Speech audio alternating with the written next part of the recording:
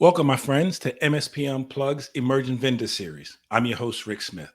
This is a new series highlighting ConnectWise PitchIT contestants. Each episode, we highlight an emerging vendor who's changing the game and making a big impact on the MSP space. Now, before we get into PitchIT, I'd like to make our quick public service announcement, and that is our upcoming event, TechCon Unplugged. TechCon Unplugged is happening September 7th to the 10th at the Delta Hotel in Woodbridge, New Jersey. Now, this is our annual gathering of IT business owners, techs, and vendors in the space. Now, there you will learn from like-minded business owners in panels and breakout sessions, gain key takeaways from partners and vendors in the community. My absolute favorite part of all of this is you get to experience those one-on-one or spontaneous group conversations where great friendships are built, relationships are cultivated, and ideas are exchanged. Now, tickets are on sale at techconunplugged.com, and we look forward to seeing you there. Now, let me bring in my co-host for this series, someone who's not new to the show, Mr. Sean Lardo. He is, and I'm going to get this right, the economy evangelist at ConnectWise. How are you, sir? Well, I'm caught off guard because I don't know what to say. Usually I have to correct you at this point, but I'm doing great, Rick. Good job. How are you? I'm doing good. Oh, man. You had a good weekend? I did. I was actually at ASCII last week down in St. Pete, Tampa area. Good, really. I'll tell you what, ASCII's doing really well. Jerry and Jesse, and they do a really nice job. They do a good show. So came back from that, obviously exhausted as always, as I do from every conference. And then I ended up this weekend dude, honestly, I think I marinated more in just like my bed and my couch more than I ever have. That shows you we're getting older, Rick. Yeah, but you need that every now and then, man. You just need it to recharge your battery a little bit. Oh my Lord, dude. Yeah, seriously, I flew back on Friday, and like my 14-year-old daughter, she knows when I walk in that I like really nothing to say at this point because I've done so much talking to so many people for so many days. She's like, "Hey, do you want me to get you some coffee?" It's basically, she's 14. She knows. I'm like, yeah. So no, everything's going well, man. Everything was good. Weekend was great. We had beautiful weather in Pittsburgh, like really good weather. So I can't complain. That's good. Well, Sean, tell us a little bit about the PitchIT. I know we've had this conversation, but for those who don't know, give us a little background on PitchIT and what it's all about. Sure. So this is the 5th year in the making of PitchIT. It's a ConnectWise sponsored competition, Shark Tank competition. It's looking for for innovative vendors. Because we're constantly trying to maintain innovations and provide better resources for all our partners. Now, with that said, these vendors, they have to be complementary to our ecosystem, of course. They have to have the ability to integrate with ConnectWise, but also most importantly, they have to be complementary and supportive of the MSP's mission with their end users, right? But as I said, this is a competition, and this competition goes through an accelerated incubator program over a course of 16 weeks. Currently, right now, we have 26 vendors in. These 26 vendors will, at the end of the 16 weeks, they will compete on a virtual pitch-off to determine who the 3 finalists are. These 3 finalists will be announced in first week of September, and those guys will be then getting prepped and ready for IT Nation Connect on November 8th to compete live on stage, the 3 finalists. And those 3 finalists will be competing for the grand prize of $70,000. Second place, $30,000. Third place, Jelly of the Month. So to stake knives. But and a great experience as well, right? So absolutely. I mean, okay, and keep it in mind. This is, yes, it'd be great to win $70,000. But if you're not, the whole accelerated incubator program is really about helping them with building blocks to find success in not only ConnectWise ecosystem, but the industry at large. So, between these classes they're receiving every week, being on your guys' show and other shows, it's getting them the awareness as well. So they should be leveraging this to grow their business, and not just grow their business by finding new clients, but even becoming more operationally efficient. Matter of fact, last year's winners alert ops from the program, they said they were able to drop their onboarding. They were able to cut it almost in half, their onboarding time, which once you as MSP, that you're busy. So if I can make it as minimally least amount of friction as possible for you to get into my system or to add on my tool or to sell or whatever it is it does, you're more than likely going to work with me and you're going to find success quicker.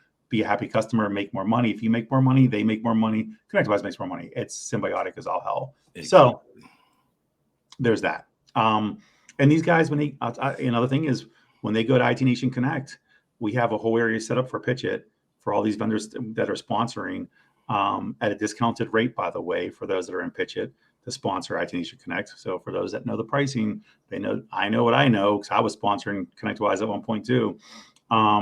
It's a good value add for them, and they crush while they're there. We literally focus our efforts on pushing people to their kiosk, to their booths. So cool. Sounds good. Let's bring in this week's contestant, I guess, or this week's guest. Mr. Desmond Chan. He is the co-founder of Aquila Clouds. Did I say that right? That's right. Yeah, Aquila Clouds. Like tequila. Aquila. Like tequila. Aquila. Exactly. Yeah. Desmond, how are you today? Very good. Very honored to be here, Rick and Sean. Absolutely. Glad to have you. And quick thought, Desmond, since we're on this, maybe your swag at conferences should have something to do with tequila and like do a play on words, like literally European bottles of tequila and just say Aquila instead on there. I think that'd be better. That's right. That's right. Yeah, we should bring some of at least some shot glasses and exactly. You can just pour the tequila there. It doesn't really matter because one thing MSPs like is drinking. Yeah. Oh yeah, we all do, don't we? Particularly when we can get away for the weekend or during the week to get away from the office. Definitely. I mean, bro, honestly, some of these MSPs, this is the only vacation they take all year is when they come to a conference. That's like their vacation. Yet they're still walking around doing all this, and like research and stuff. So, it's not like an all-inclusive in Cancun maybe or something, but it's just at Orlando and you'll just give free drinks away. Right. Just a thought. Yeah, definitely. Yeah, we'll give free drinks away. Well, we'll do a lot of other stuff. Like we'll bring them to the beach or whatever. I know that if we have the budget. Okay. Well, Desmond, I'll tell you what. When I see you at IT Nation in November, I'll be looking for my tequila shot.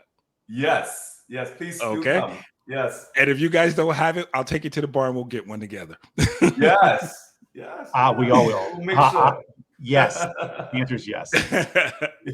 But all right, enough of the goofing around and the drinking. Let Desmond tell us a little bit about yourself and then how you came to be a co-founder of Aquila Clouds. Yes. So again, my name is Desmond Chan. My background has been in high tech, engineering, product management, product marketing. I have always been, dreaming about starting my own company. And then about 5 years ago, me and my co-founder, we just got together and then we're like, hey, the cloud is actually a very precious place. Everybody's moving to the cloud or have moved to the cloud. And there are so many different challenges that they're facing, instead of what they're facing in the on-prem space. So how can we help them out? And then, we were saying that, hey, even in our, because back then we all had our day jobs. And then we were like, hey, I know that my IT department, they have this tremendous cloud bill. Can we help them save anything? Or can we help them do their financial management better? So, we just put our heads together and then assemble a team. And then now this is where we are, 5 years after. Okay. Now, how are you finding growth, business? How's things? Yes. Yeah. So business is doing, we're doing very well in business right now. One of the reasons is that, we found the right audience to talk to. Right now we have two products. One is called FinOps and the other is called BillOps. So FinOps is really about helping any cloud organization do their cloud financial management better, cut down their cloud costs and such. And then BillOps is about the MSPs, if you resell clouds or if you do any managed services related to the cloud, we can help you do all of those billing more efficiently, automatically and such. And when we first started, we only have FinOps, and then we would approach the direct customers and such. And later on, as BillOps was kicking off, we started talking to more MSPs, and then we were like, hey, we should just talk with the MSPs because that's a lot easier for us for a small startup. and we use them. Like we enable them to do their billing much easier, and then they could actually resell our FinOps. So like the target audience, the target audience is good, and it saves us a lot of like energy to reach out to direct customers, and now many MSPs really like our products, and we're picking up in North America, in UAE, in India, in Indonesia, Thailand. So like the cloud enables us to be global, but but all in all, we're still very much focused on North America, and then being part of the ConnectWise PitchIT program has helped us a lot as well on marketing. So, question then. So you were selling direct at first? Is that what you were doing? We were, Okay. yeah. How long ago did you make the switch over to using partners?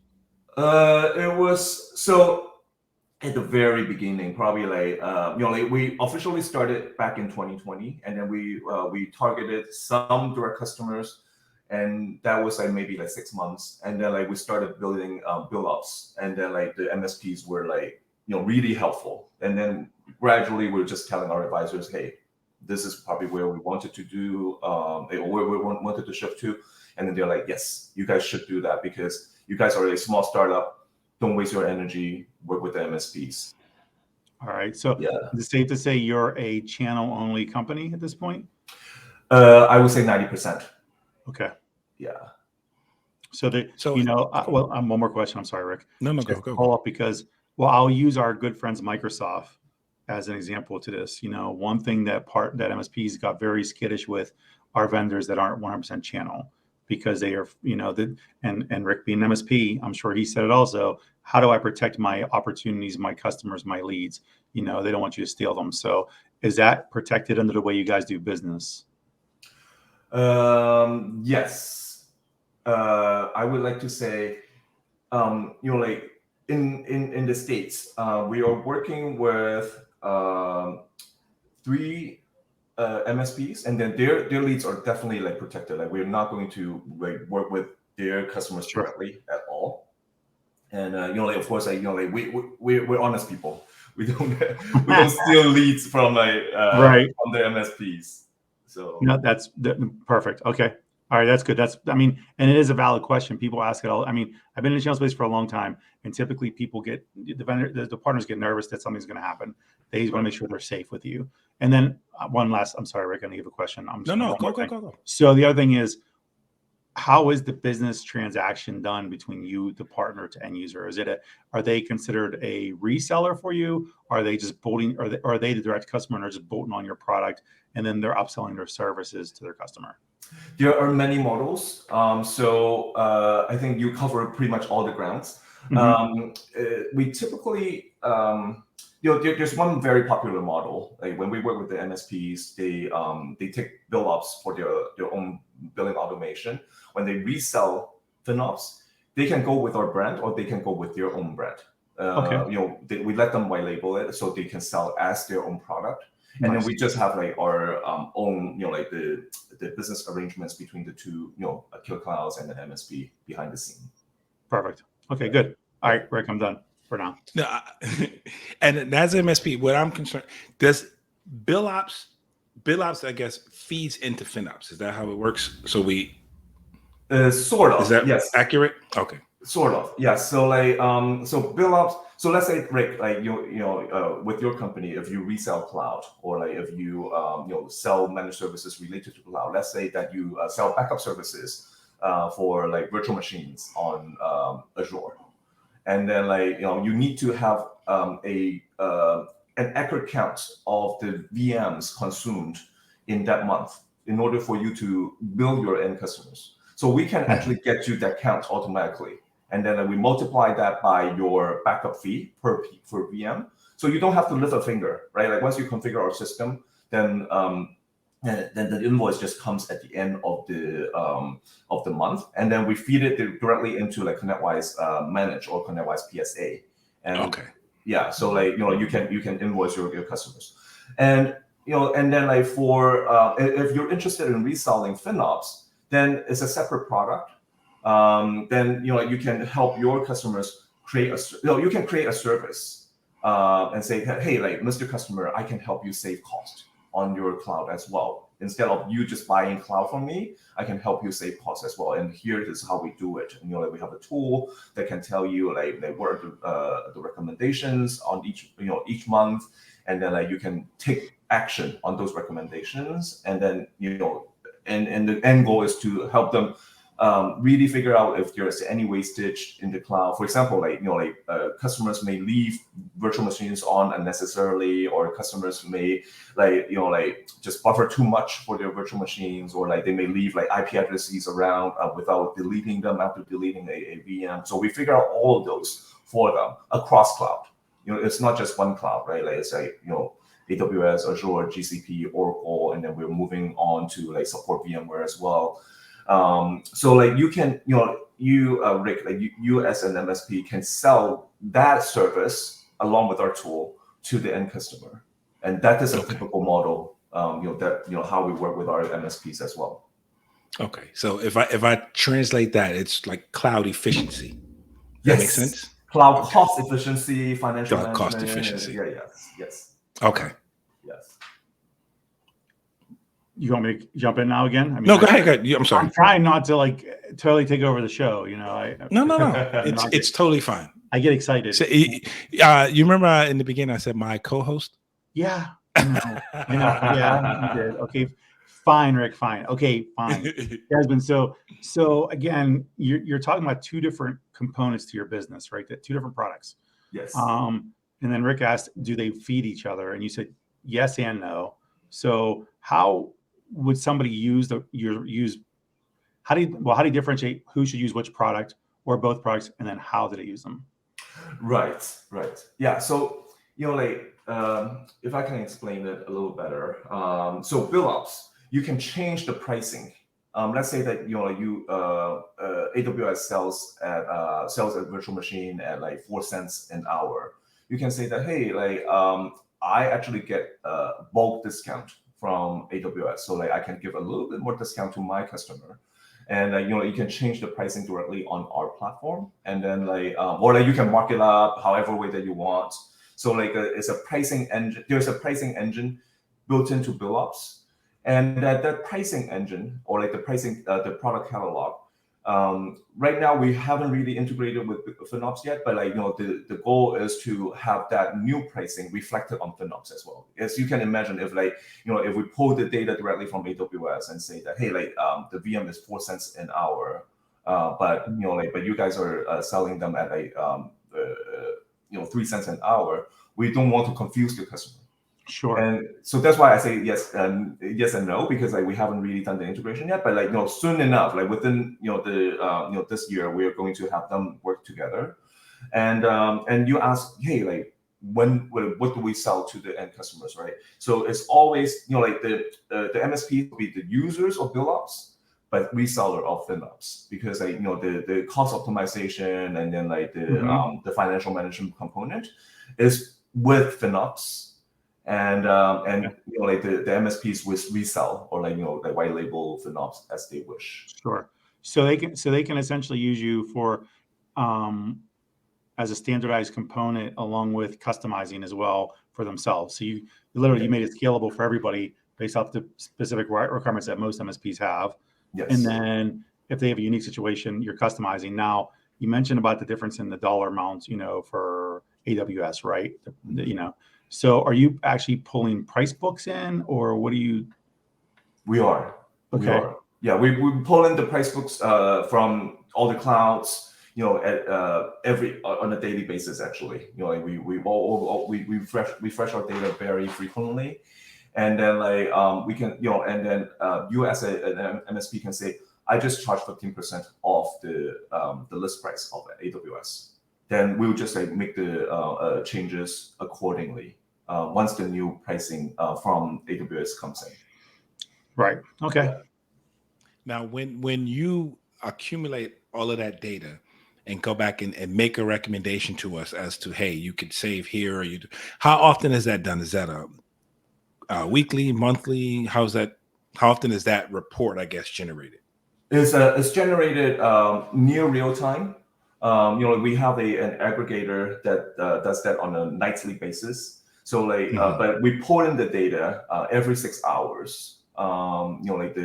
We do not just pull in the billing data. We also pull in the CPU usage, the memory usage, and and for other services, we're getting into like the PaaS, like the platform as a service arena as well. So like we pull in a lot more metrics, for the different PaaS services as well.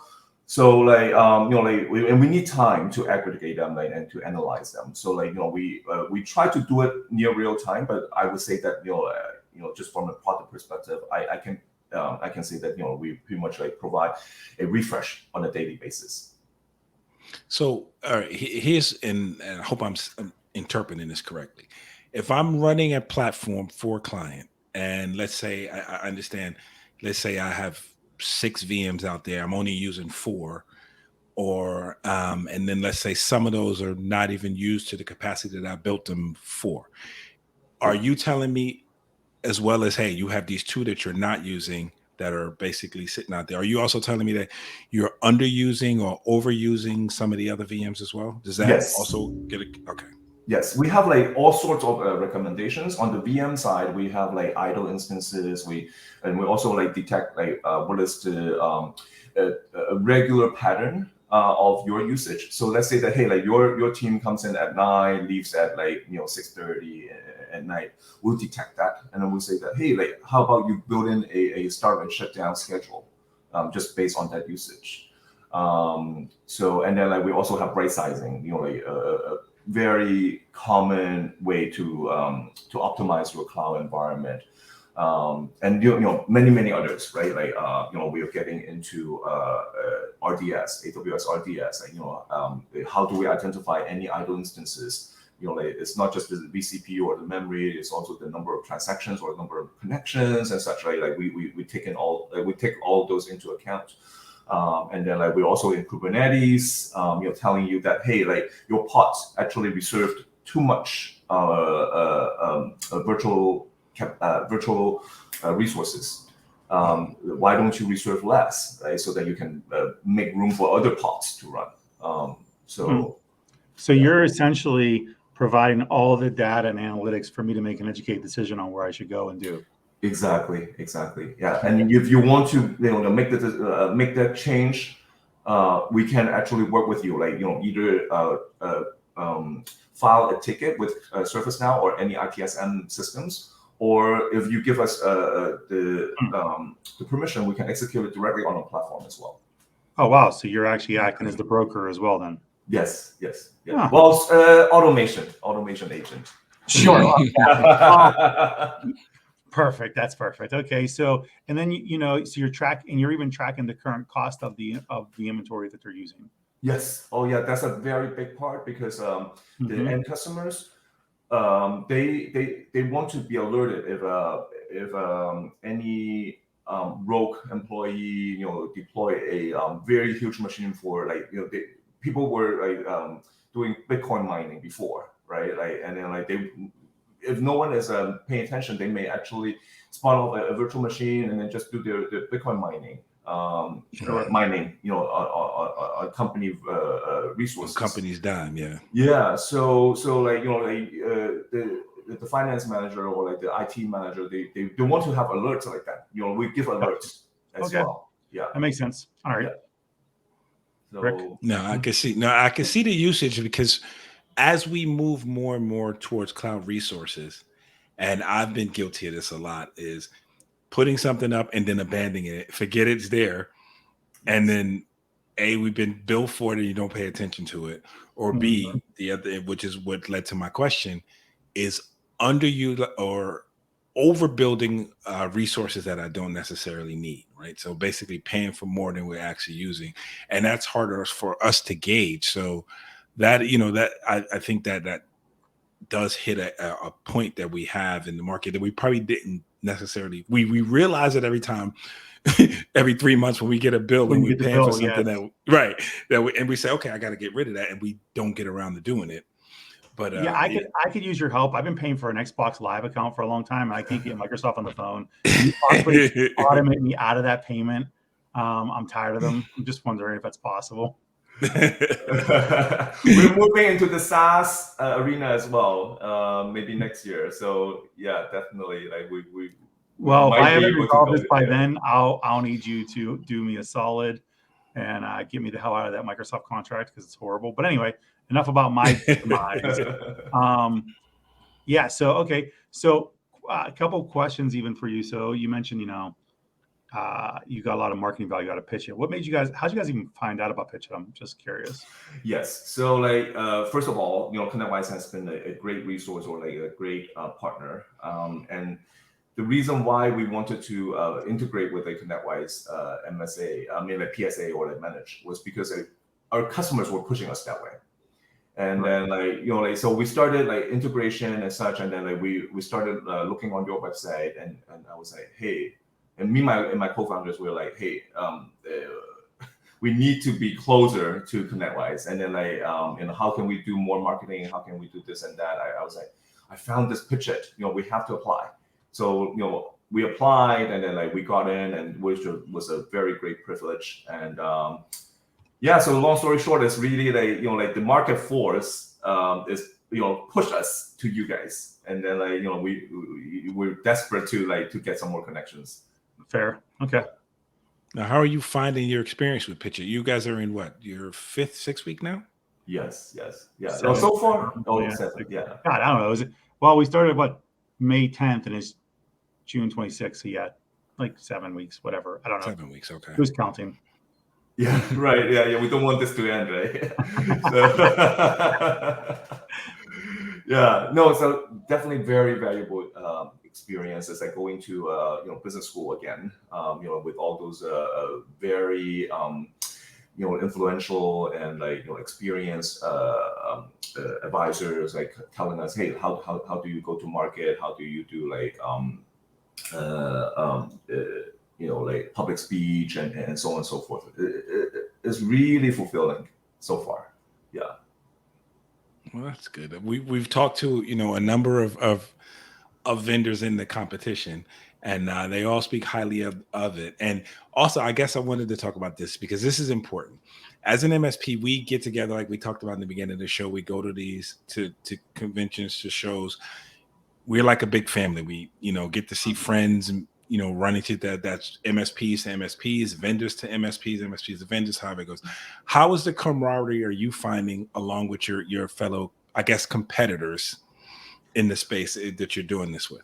Yes. I feel everybody's very friendly and they ask the right questions and during the sessions. And you know, like I personally think that I'm the one who's not making the effort to reach out to them. So like, you know, I really do want to reach out to them, and they have a wealth of experience and expertise, and I think that a lot of them are in the security space as well, right? Like, and from us, like, you know, we're in financial management, but you know, we're trying to solve the top 2 problems in the cloud, which is, you know, the cost management and also security. Like, we will make some more announcements when we move forward, but like, I think that, you know, with all these comrades in the cohort, I can probably like, you know, brainstorm with them and such in the near future.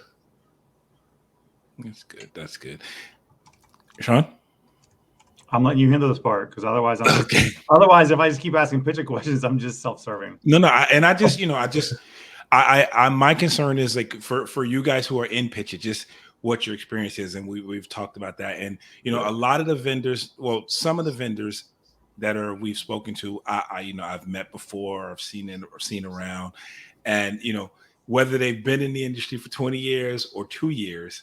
They all seem to be, you know, really grasping and enjoying the experience they're having in the competition. So I just wanted to get that out because I think that's important. And it's like I say to every contestant, you know, this is a symbiotic relationship. If you guys learn to do better, you know, learn to build a better product, market a better product, and service a better product to us, you know, it makes for a great relationship. So I wish you guys luck. And like I say, I'd say to everyone, I'm rooting for you. I hope you win.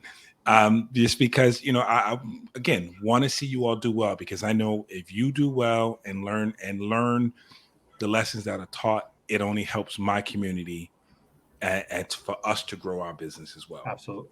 You're right. It Absolutely. is symbiotic.